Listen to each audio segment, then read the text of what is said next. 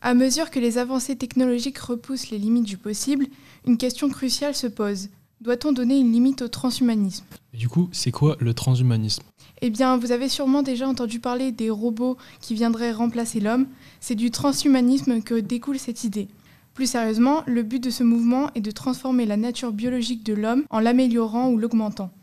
Ce mouvement en effraie plus d'un, car il représente parfois un danger pour l'homme. Dans un premier temps, les progrès technologiques permettraient la production par des machines. Ainsi, l'homme serait donc moins utile et se verrait privé de son travail.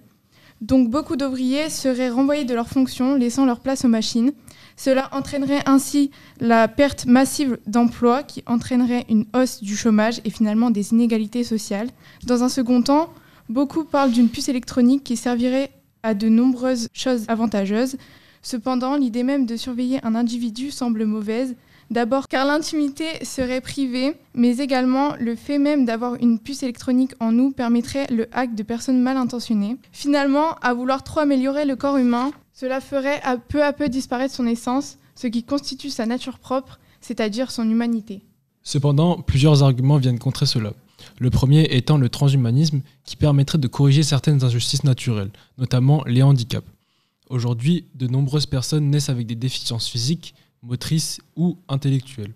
Grâce aux avancées médicales, comme les prothèses intelligentes ou les implants neuronaux, il devient possible d'offrir à ces individus une vie plus autonome. Par exemple, une personne paralysée pourrait remarcher grâce au transhumanisme.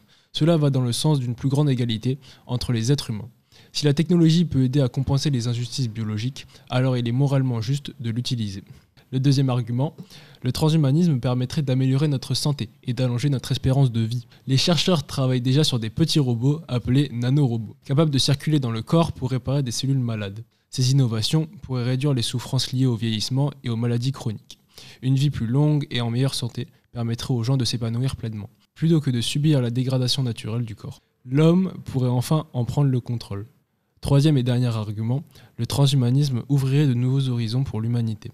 Si l'on parvient à rendre le corps plus résistant, voire à le réparer, cela permettrait d'explorer des environnements extrêmes comme les fonds marins, l'espace ou même des zones dangereuses sur Terre, sans craindre les blessures.